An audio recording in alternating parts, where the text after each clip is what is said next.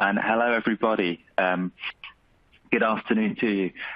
My name's Matt Pooley. I'm with SDL Partners. If you don't know us, we are a research and consulting firm based in London, UK, but we work with telecoms operators worldwide, primarily on kind of business model innovation, figuring out how to get heads around new technology, new opportunities in the telecom space, and sort of secure telco's future going forward, faced with all the different competition pressures that there are on the industry. We also work with the telco's partners, companies like Juniper, but also a broad spectrum of others on this question. I've been asked to speak a little bit today about our work in the space of telco virtualization, so NFV and SDN, which is a practice area within SDL that I'm leading forwards over the next 12 months or so, in order to sort of set the story, set the scene for a little bit about what CK is going to talk about later on. So if you like, I'm here with the analyst hat on.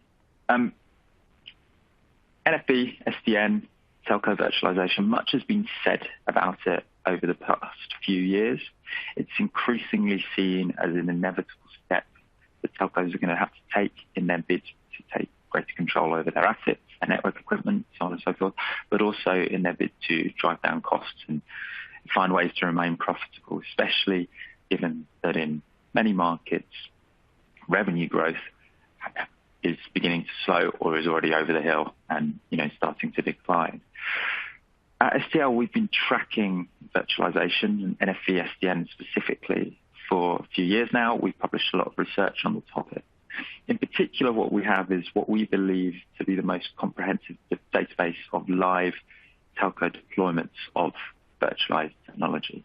What I've got here is some numbers extracted from our database of deployments worldwide.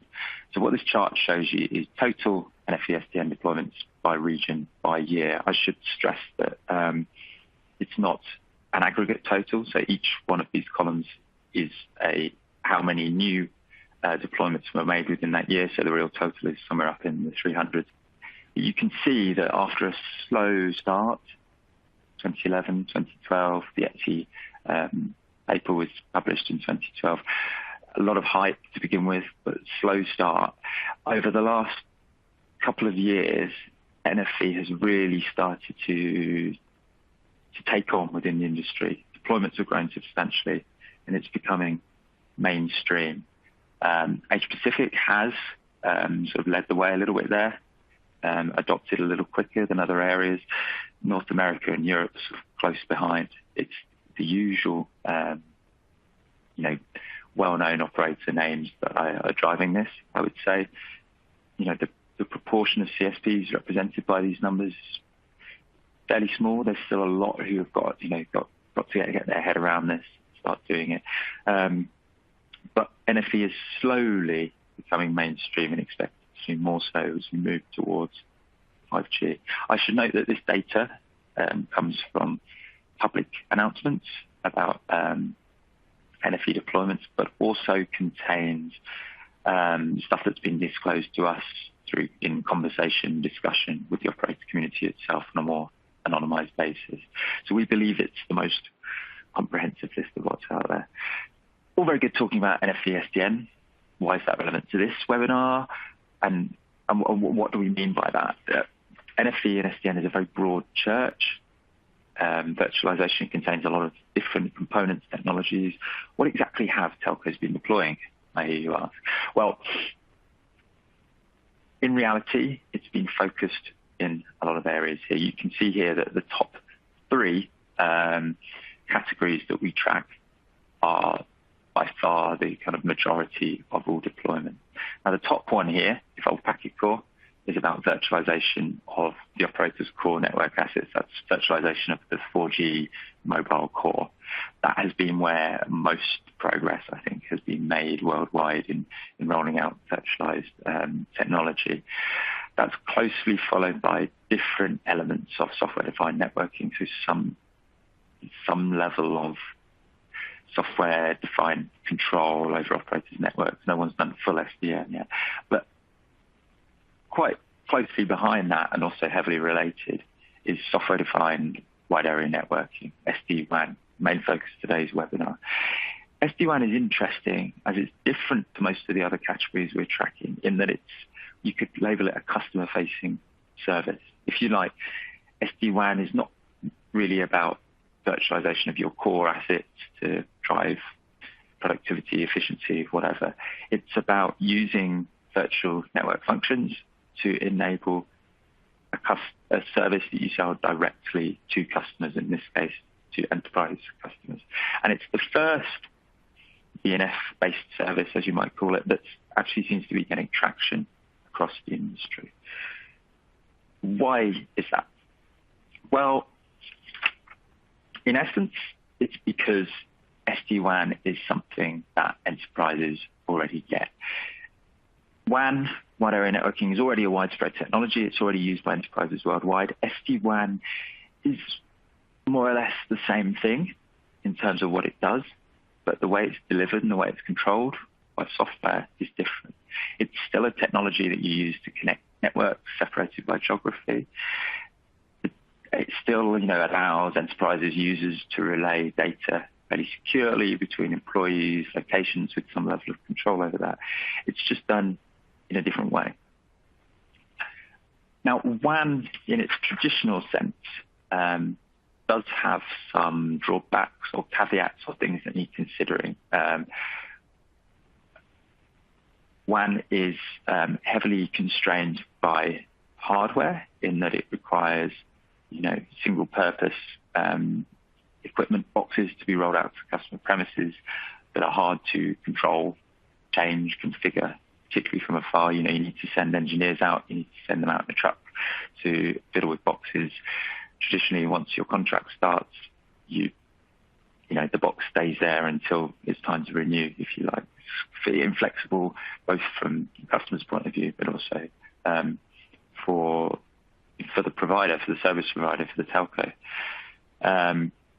There's also the question of how you connect it together, so how you provide the connectivity. WAN is traditionally done. Traditionally needs a sort of a dedicated line, secure line. MPLS has traditionally been technology used to accomplish that, and it tends to be quite high cost. Nice for telcos in that they can, they can realize the revenue from that high cost connectivity, but it's not quite so attractive for the enterprise customer. Now, SD-WAN counters that because it's software based.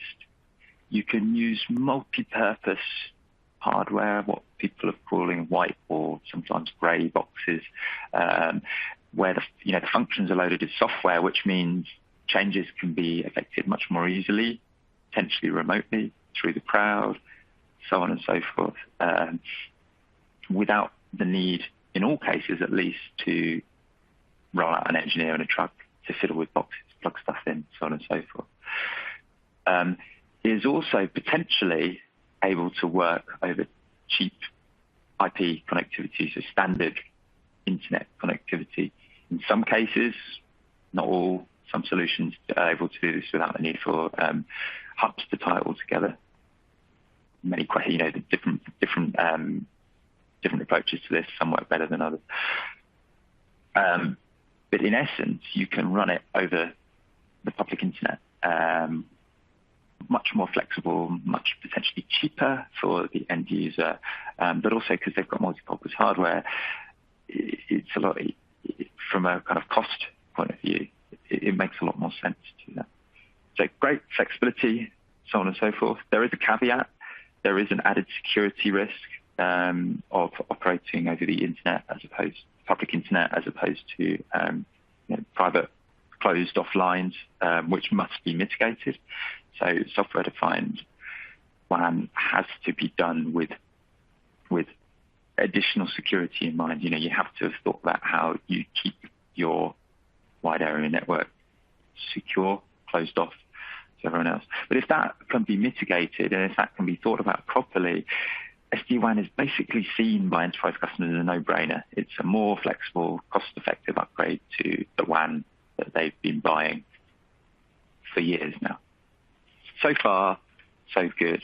What we wanted to ask at this stage was a poll question. It would be really good for us to understand, presenters, how our audience is thinking about SD-WAN, if it's something that they've launched or not. So you should have seen a poll question pop up on your screen. What we want to know is, has your organization launched SD-WAN? And there are 4 options for that. If you pick the one that's relevant to you, I'll give you a few seconds to play with it. We're still saying, no, we haven't done it yet. We don't plan to. We haven't, but we're planning it in the shorter term this year, or we're planning it in a slightly longer term, or actually, yeah, we've done this, we've got it deployed and live, and we're just interested to hear how you talk about it. So we'll just give you a couple of moments to answer that. Obviously, it will help us think about how we cover the rest of the slides. It will help us think about how we cover the Q&A later on. You should have 4 options there on the screen. Have a little play around with them. We've got a few responses in so far. Just give it a little bit longer. So another 5 seconds, and I'll jump forwards. Don't want to delay too long. And let's have a look at the responses so far. So you should be able to see there on your screen that we've got a real mix of different responses. I think the small majority are still at the very early end of their thinking about SD-WAN, haven't really planned to deploy it yet, but we've also got a real mix of others who have got plans in place, or actually done it, which is good for us to know. I think the rest of our presentation should tick all of your different boxes. It seems like we've got a real mix going on, which reflects, I think, how the industry is looking. We've got some who are far ahead, got their head around this, are doing it. Some who are kind of going, we know there's an opportunity there, but goodness, where do we start? Who do we work with? So on and so forth. So hopefully the rest of the webinar will help you out. Well, the next obvious question, leading on from what I'm saying, is great. We've got our head around why SD-WAN makes sense, why customers want it, why we could probably do it. But how do we do it? As a CSP, as a communication service provider, as a telco, as a SDL, we like to label you as shorthand.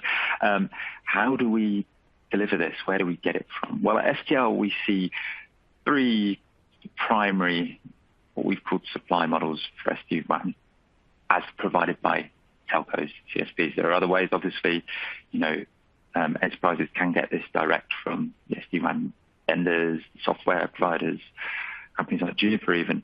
I'm talking here about SD-WAN delivered as a managed service by telecoms operators. There are 3 ways that the telcos can do this. And these might seem obvious, but it's important to get your head around. The first of those is a vendor-supplied solution. So working with a vendor, a solution provider to pull a sort of off-the-shelf SD-WAN offer, tightly integrate it with the operator's existing infrastructure, and then you kind of build the sales, the go-to-market piece around that to take that to customers, realize revenues around it, tie it to your connectivity, so on and so forth. Probably the most obvious, straightforward of the 3. The second, we've seen some of the bigger operators do, particularly within Asia and North America. We've called this facilities-based. We've also previously in the past called it the DIY approach, do-it-yourself approach. Some have been building their own SD-WAN or SD-WAN type at least, so offering more or less the same functionality, even if you can't technically label it as SD-WAN. They've built it in-house. They've managed all of the technical side, software side, so on and so forth themselves, and they're delivering it end-to-end, right from development through to production, sales, so on and so forth, without the need for third-party input. Obviously, a resource-intensive way of doing things, but a way that some have done and some have decided is the right way for them. So that basically they have the control and they're offering what their customers want. The third, and probably the most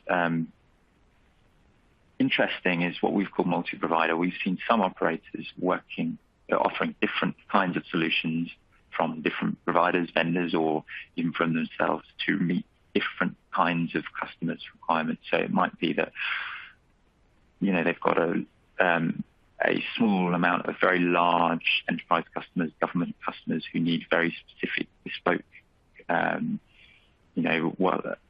SD-WAN offers well integrated with the rest of their IT systems, so on and so forth, using one solution. And then for their long tail of small, medium enterprise customers, they're using a more sort of point solution off the shelf offer from, direct from a vendor that's a little bit more hands-off for the telco, but a little bit more appropriate for the end users. We've seen some sort of juggling 2 or 3 different ways of offering SD-WAN or SD-WAN type services. At SDL, we don't see one or another of these as the correct option. I think this very much depends on telco and situation and resource available, so on and so forth. If you're a smaller telco who kind of gets it but hasn't been able to act yet, probably a vendor supplied option is the quickest way to get running, to get off the ground. But it doesn't necessarily mean it's right in all cases. I'm talking here very much with the analyst hat on. We can't say that one's necessarily the right way forward for all. Where we do have a bit more opinion is how you actually deliver it into the customer's premises. We've called these kind of modes of delivery. Now, there are 3, again, of these that we see. The first is sort of rolling out dedicated bits of kit to the customer premises, which sort of run the SD-WAN function. Obviously, they talk back to everything else that ties it together. They talk about the hubs, so on and so forth. But in essence, you're rolling out CPE, customer premises equipment, which contains SD-WAN function, as you have been doing kind of in the traditional world, but maybe the SD-WAN is running as software on a more generic box. In essence, you're doing it the old way. We've seen a lot of people selling software-defined WAN in this way. You can argue really about how software-defined that actually is, whether it really is SD-WAN as was promised, as opposed to what we've called, what is being referred to in the industry as universal CPE, which is very much the same thing. You've got a piece of multi-purpose hardware in the customer's premises, but it's running SD-WAN as a function. The difference is that UCPE boxes, you can change what the functions are that are running on them. We've got a nice little cloud here with an arrow just to sort of represent the fact that potentially you can do that from afar. So yes, there's a function running on the customer boxes because it's multi-purpose hardware. In theory, you could completely wipe that out and put something entirely different on it. Once it's on the customer's premises, you can play with it as you like. The third, very related but slightly different way of looking at it, is virtual CPE. So rather than running those functions on the box in the customer premises, saying, well, we'll put a very simple bit of routing equipment on the premise, and we'll actually run those software functions in a centralized cloud somewhere else.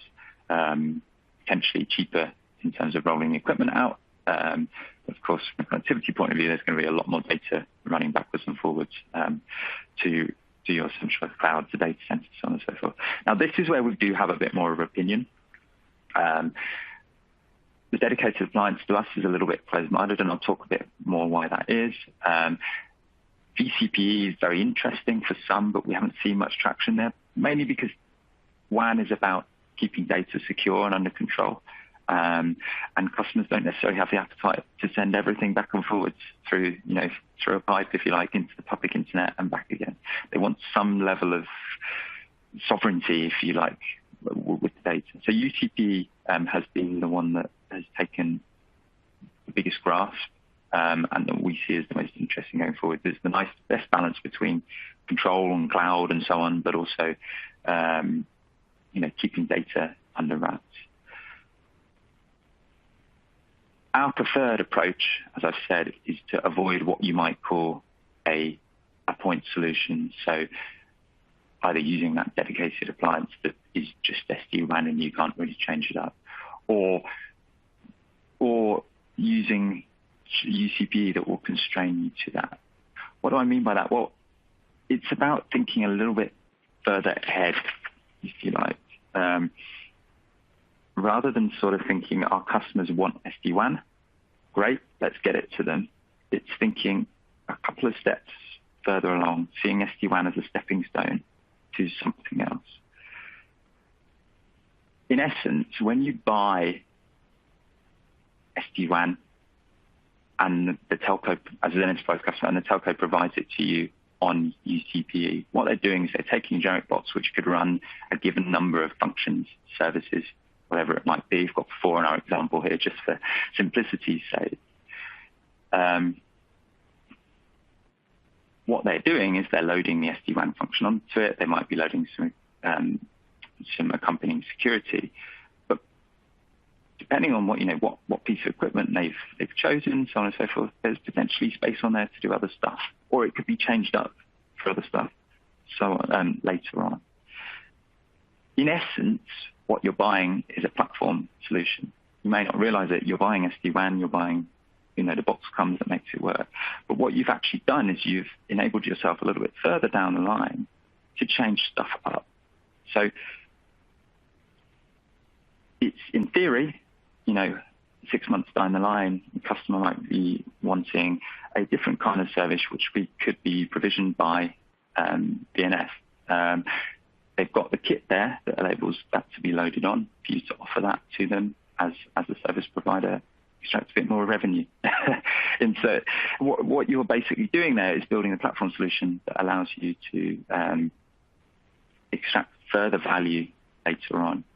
Now, I've said before, SD-WAN has been where we've seen most traction in terms of DNS-based services, but it's because customers get it. Once they get the benefits of how it runs on a UCPE platform, it will be very straightforward to convince them of the benefits of new services that they might not currently have, if you see what I mean. So what you're doing is you're leaving the door open to offering further services later on. I had one telco exec, I won't name, but describing SD-WAN to me as a gateway drug for software-defined services more generally.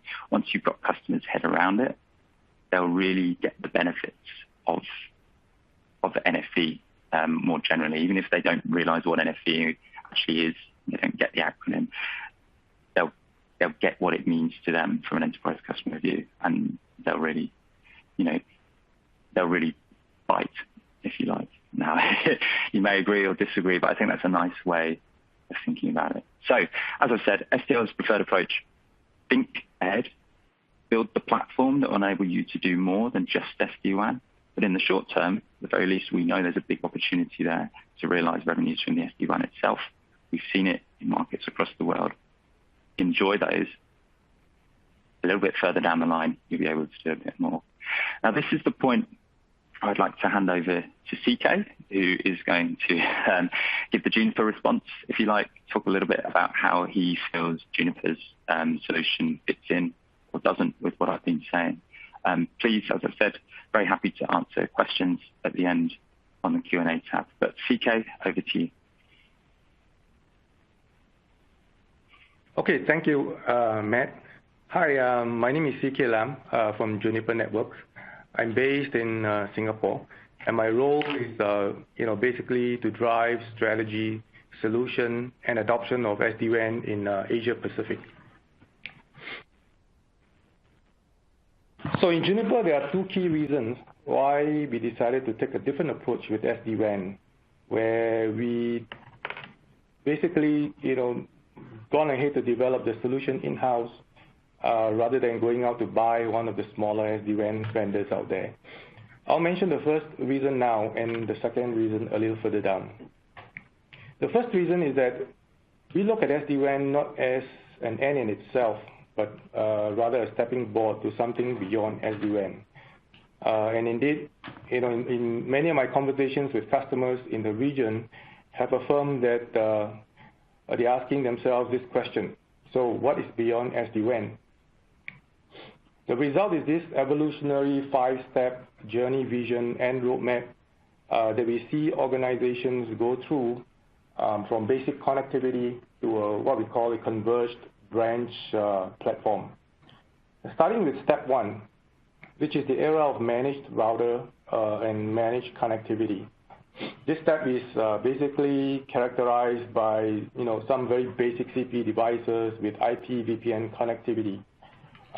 Frequently, there's heavy manual configuration and provisioning, and there may be some automation tools, scripts, being deployed, but they tend to be very inflexible and very difficult to use. The third thing is that there tends to be very extensive truck rolls to deliver services to your customers. So in fact, a number of service providers I spoke to are still at this stage, but the good news is that many of them are now looking beyond this step. The next step is what we call hybrid WAN, which basically leverages on some of the SDN and NFV technology to deliver services, but with severe limitations. Features like active backup links using LT could be deployed. And again, zero-touch provisioning also may be there, and with the ability to use multiple links, but again, it may be very complex to configure. We call it hybrid WAN because not the full SD-WAN services are available.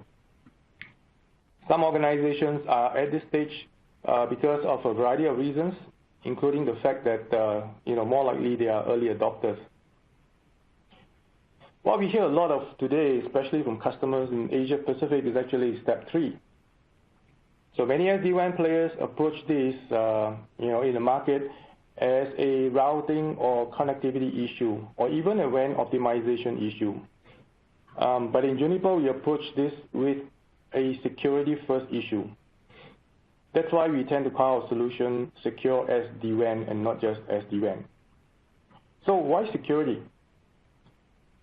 The fact is that remote branch officers tend to have weaker security because of their location and their size.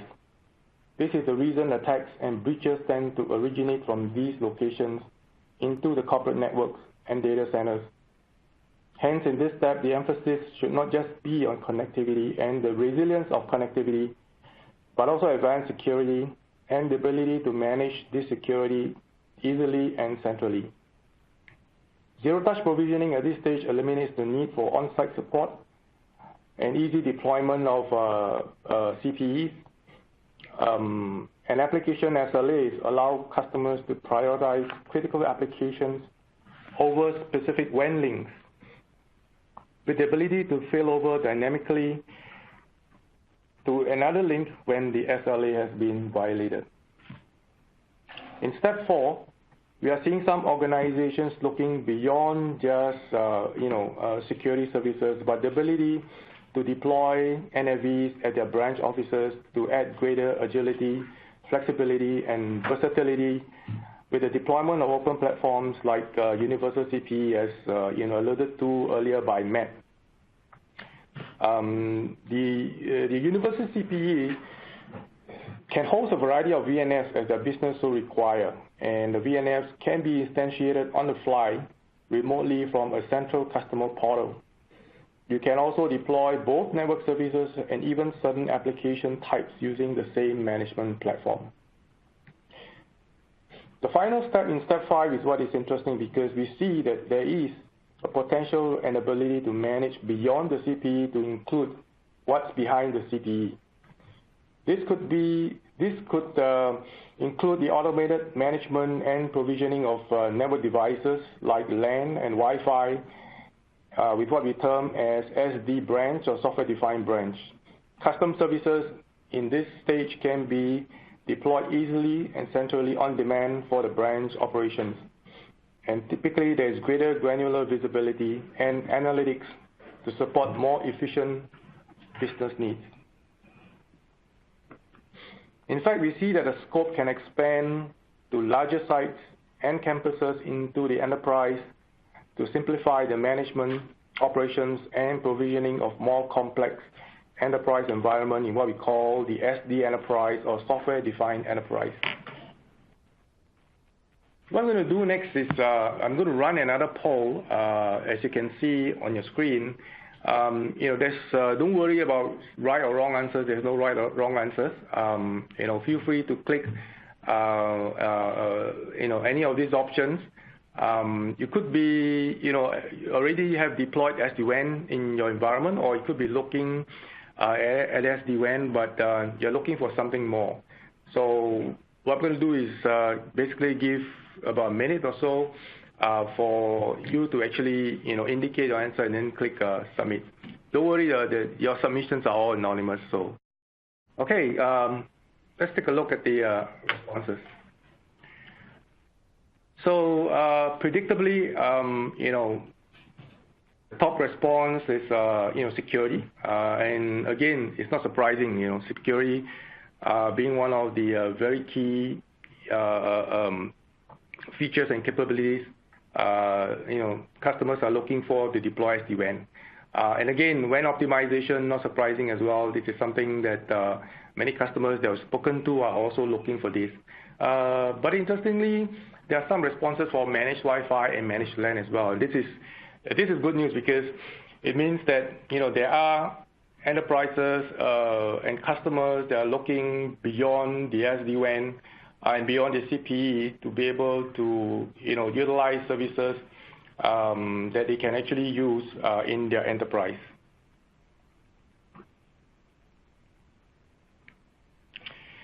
So as I engage customers in Asia Pacific, branch transformation is a common theme.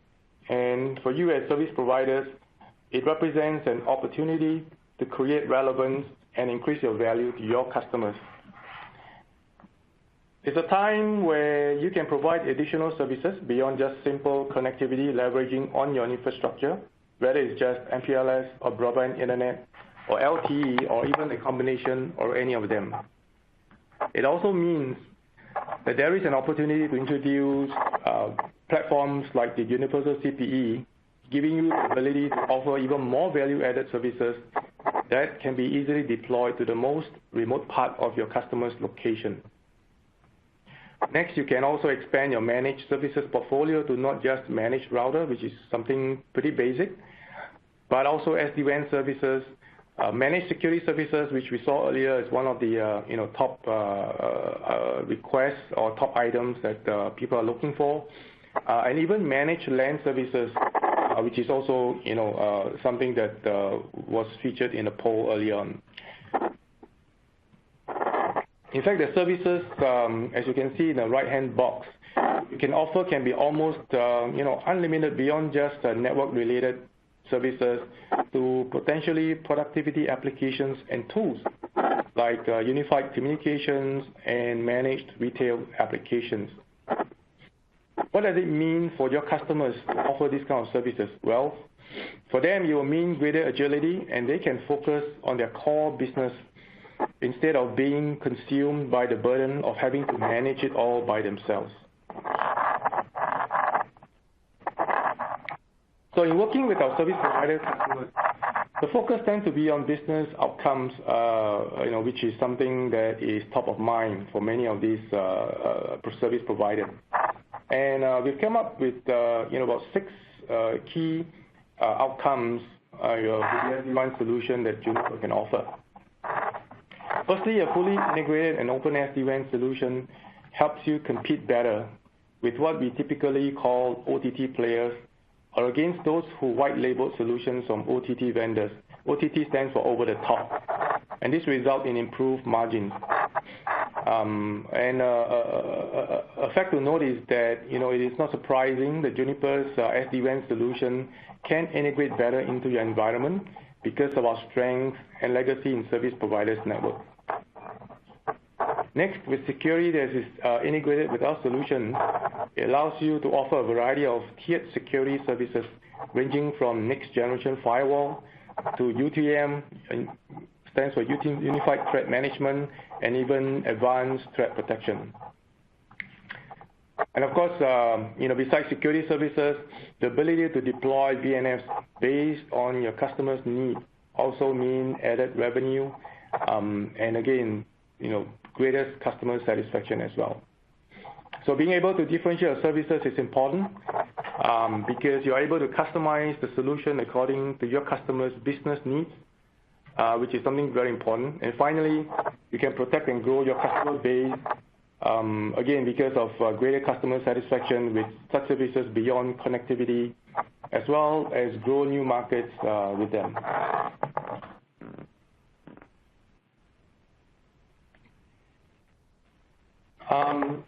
So as an overview of the Juniper CONTRAIL SD-WAN solution, not intending to go overly technical or deep dive on this, the solution is able to leverage on a variety of connectivity types, whether it's MPLS, broadband internet, or LTE, and use these links concurrently or as a backup. All communications are done through tunnels, and if a local breakout to the internet is being used at the branch office or the branch site, for example, to access certain internet applications or SaaS applications or public cloud, the tunnel is encrypted with IPsec. For CP deployments, there are a number of options, as you can see on the left-hand box on the slide, from the SRX, which is Juniper's next generation firewall, to the NFX, which is Juniper's unified universal CPE, virtual SRX, which is the virtualized form of our firewall, and even something called soft NFX, something that that'll be coming down the road, where we can run the NFX capability on a white box. The Juniper SD-WAN CONTRAIL solution forms the foundation for your customers to be able to access multi-cloud environments like AWS securely, and being able to be provisioned by the brains behind it all, we call CONTRAIL Service Orchestrator, or CSO for short. There's no need to build any huge infrastructure or entire data center or make drastic modifications to your infrastructure environment to offer SD-WAN services. So that's the good news. So there's no huge upfront capital outlay. You can start small with tens of sites and slowly expand to thousands of sites as your customer base or requirements grow. This is an important slide which I'll probably spend a little bit more time on. And so basically, what are our key SD-WAN capabilities and differentiation? As I believe many of you who are exploring SD-WAN have probably done some research and probably kind of bowled over by the plethora of players out there. Let me start with security. So as I mentioned earlier on, one of the reasons we develop in-house as well is that we can actually ensure that security is integrated and not a bolt-on solution. What do we mean by that is that security is integrated fully with our SD-WAN solution because the CPs that is being deployed are basically our next generation firewall, which is the SRX. Some other vendor solutions, for example, need to work with third-party security solutions, and there's a need to kind of chain them up, and this is where it is not integrated. Besides the next generation firewall, it also features a rich portfolio of security services, including things like IPS, IDS, UTM, and so on, which I've also mentioned earlier. In fact, security extends to our CPEs internally. So as an example, our NFX device support something called TPM, which is a Trusted Platform Module, Secure Boot, and Secure BIOS. This ensures that the device at the remote site cannot be easily tampered with and is secure. In addition, the NFX, the Universal CP, also comes built in with the virtual SRX, providing all the security services that's needed. Next, why is CP portfolio important? Because you can deploy the right CP for your customers' needs depending on what they need. For instance, in retail outlets, there may not be a need for other services other than having a very strong security. So in this case, the SRX would be the best option. It is pretty much locked down. It's very secure in itself, and there's no need to worry about any other kind of additional services being run in the box. In addition, there's a range of XRX firewalls available depending on bandwidth and performance requirements. So if the need is, on the other hand, if the need is for more services like WAN optimization, probably things like DDoS protection and so on for larger branch offices, then the NFX would be an ideal platform due to it being open and the fact that it's optimized and tested for both network and VNF performance.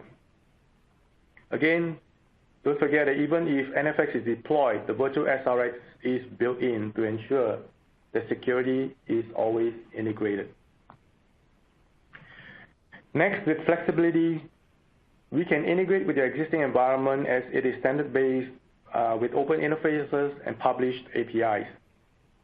This means, we will work with your existing OSS, DSS, or service orchestration platforms, as long as those platforms have southbound API calls or can do southbound API calls.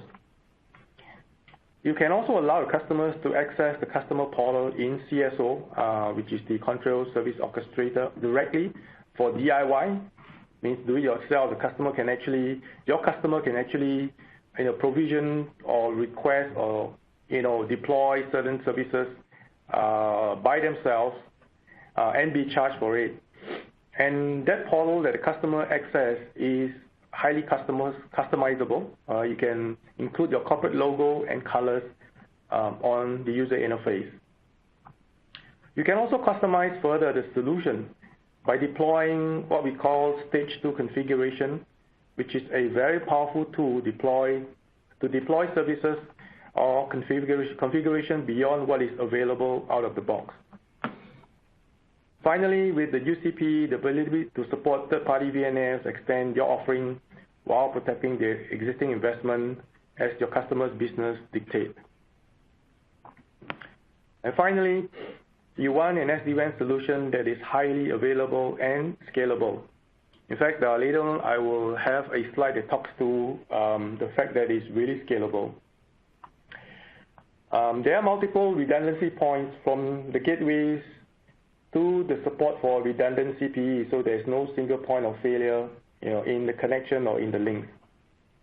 Now, if you recall, I mentioned in the beginning the first reason why we took a different approach with SD-WAN.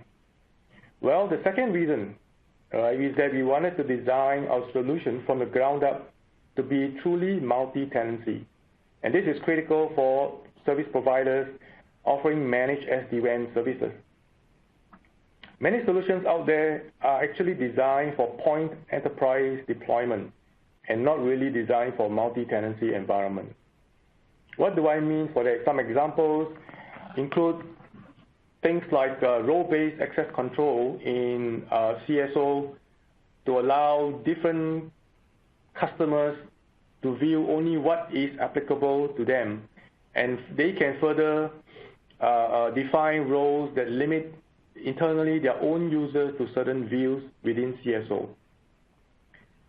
And again, in multi-tenancy means also that the same CSO instance is actually being used.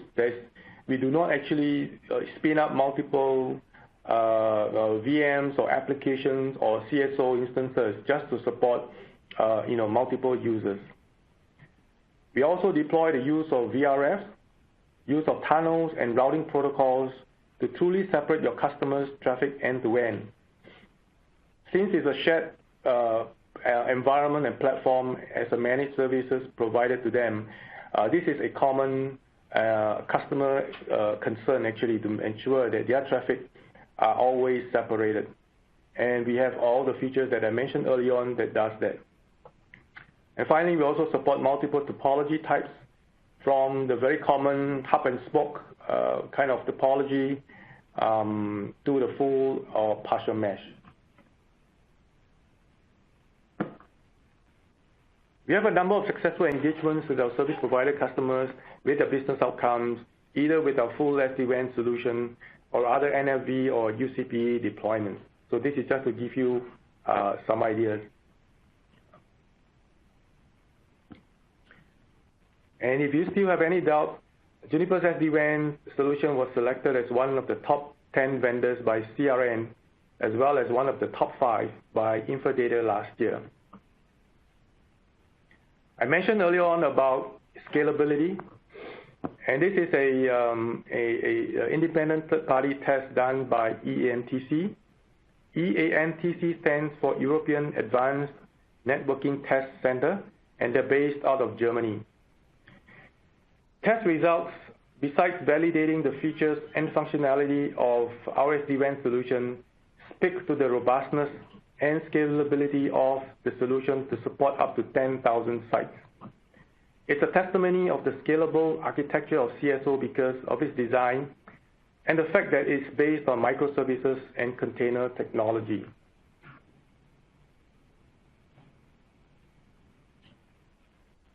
And finally, Juniper has been ranked among the top vendors in various categories by a third-party analyst. This slide basically I've added in to show, to give you some links and additional resources that you can actually access for more information and for more background.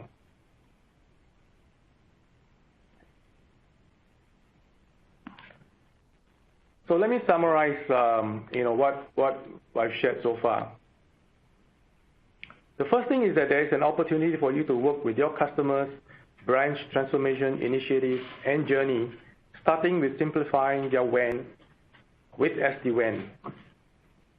The ability to expand your market through a wider offering of CP choices from SRX to NFX for the smallest branch outlet to the largest enterprise regional offices or headquarters with the performance to match. Next, you're able to boost your managed service revenue with SD-WAN, plus additional services that you can deploy on top of SD-WAN. Next, you have the ability to upsell security services through the integrated security capabilities which our solution have included, which, as we saw in the poll early on, many enterprise customers are actually asking for.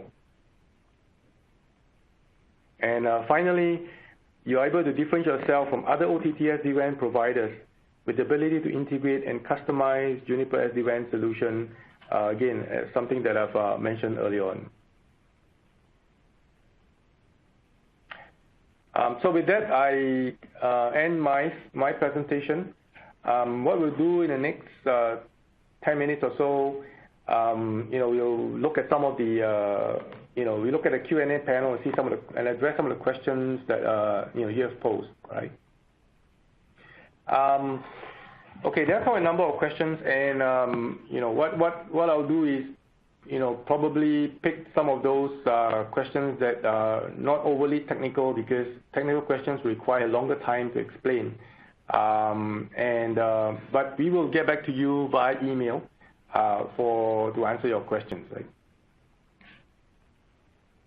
So the first question is that is there any latency introduced with SD-WAN compared to no SD-WAN? Any test results to support this? So again, the key difference between SD-WAN and no SD-WAN is not a lot of difference, other than the fact that there is a central component to be able to automate, orchestrate, and to do provisioning from a central location.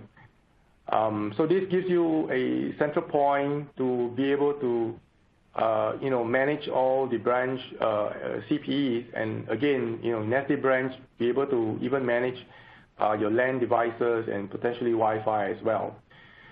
So other than the overheads in terms of the tunnel and possibly IPsec encryption, there is not a lot of penalty in terms of with SD-WAN or without SD-WAN. Okay, so I hope this kind of answered the question.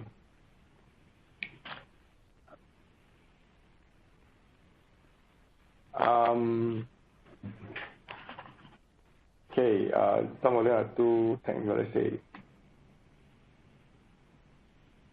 There was one good question I think that we had from one of the audience members, which is, what do you see are some of the major hurdles for service providers and enterprises to adopt SD-WAN. So I guess phrased differently, what's stopping people doing this? One that service providers have mentioned to me, and in fact someone else has asked us a little bit further down the list, is that the problem of balancing rolling out a new service where there's the opportunity, but also without cannibalizing existing revenue streams. So obviously, depending on markets, some operators are making quite a lot of money out of MPLS services, and they see SD-WAN as potentially taking away from that. And obviously, there's a lot of problems internally in balancing that out. Politics, financial hoops to jump through, targets, KPIs that have been set based on the old stuff, so on and so forth. And that's a headache. It's hard. I think I understand why that happens. The SDL view is that you've got to look a little bit further ahead. And yes, while your MPLS revenues might be important, they are likely to disappear within a few years as the world as a whole kind of gets their head around SD-WAN. So you could argue that that point of view is perhaps a little bit short-sighted, and you should avoid seeing MPLS decline as a problem as you go forward. CK, I don't know if there's anything you'd add in terms of hurdles, barriers that your customers have raised when taking this forward. Yeah, man, that's actually a very good question. And having spoken to many of the service provider customers and enterprise customers, specifically for service providers, I think you mentioned correctly is that one of the common questions I get is that, will I be cannibalizing my own MPLS services by offering SD-WAN? Right? So this is again, it could be one of potential hurdle. The answer to that, of course, is that many customers are already looking to leverage on cheaper alternatives for connectivity like broadband internet, and there's kind of it's difficult to stop this trend. And rather than holding back and trying to protect the MPLS services that you offer, the best approach is basically to embrace it and deploy SD-WAN, because at the end of the day, the SD-WAN, as I've mentioned and Matt has mentioned quite a few times earlier on, gives you a opportunity to actually kind of get payback for deploying the services and the technology. So the cost will be recouped back, and at the end of the day, there'll be added revenue, incremental revenue. You get a happier customer, enterprise customers, because they're able to deploy services they need very easily, and they enjoy the kind of agility, right? For enterprise customers, I think the hurdle is kind of a variety of reasons. It could be that many of them are still not familiar with the technologies, or they're confused by the different solution types out there. And also, I think some of them is the perceived cost of deploying the SD-WAN services, right? So obviously, many enterprises I spoke to still prefers to be able to subscribe or get these services from their provider. So this is some of the hurdles that I actually see. We had another question which I think is related to some extent, which is, what are the disadvantages of SD-WAN as compared to MPLS technology? And I think I touched on this a little bit previously, which is that I think the major thing from our point of view is the security aspect. If you are sending your WAN traffic across the public internet, if you're using IP to do this, it is by definition less secure, I guess, than a closed line as MPLS would offer. And as I said, you need to make sure that any SD-WAN solution that you implement has security baked in, and it's been thought about, and that's been considered. Even in cases where the vendor can assure the SP and the customer that the security is baked in, we still see people asking that question, asking for more proof points around that, understandably, because we're talking about data here. It's a very sensitive thing. So that, I think, is the key disadvantage of SD-WAN that needs to be countered. Of course, CK, I'm sure you will be able to say why you think Juniper answers that question. But from our point of view, that's the main disadvantage. Yeah. So I think, again, this is probably part of the confusion. So SD-WAN doesn't actually replace MPLS technology. In fact, SD-WAN makes use of MPLS technology as one of the WAN links. So a very common configuration type or deployment type that I see from customers is that they typically still use MPLS technology or the MPLS link for business critical applications, and then they use broadband internet for things like Gmail, Facebook that businesses still need, but probably not as critical. But then again, the ability for SD-WAN to be able to fail over, let's say, some of these, if applications, the SLA has been, is violated, or if there's some problem with the MPLS link for some reason, it can dynamically fail over to either a second MPLS link, if it's available, or to the broadband internet, connection. So this will ensure, greater higher reliability, reachability, accessibility to applications, in this kind of scenario. So, in short, SD-WAN doesn't replace MPLS technology. It actually uses or leverages an MPLS as one of the WAN links. Right. So I think we are pretty much at the top of the hour, unfortunately, and I can see that actually there are quite a lot of questions, and I thank you actually for posting those questions. Definitely, if you wish, we can actually even kind of contact you for some discussions if you need a more in-depth kind of deep dive on the Juniper SD-WAN solution. Right. So with that, thank you for the time. I'll hand this back to Abel. Yes, thank you so much, CK and Matt, and everyone for joining us in this webinar series. So we are in the final minute to the end of the webinar, and again, I'll just like to highlight, thank you for all the questions that you have posted. Also, after this webcast itself, there will be a survey that will be displayed at the end, and we would be highly appreciative if you could provide us some feedback and share your thoughts with us. So that's all we have for you today. Thank you so much for joining us, and have a great day ahead. Thank you, everyone.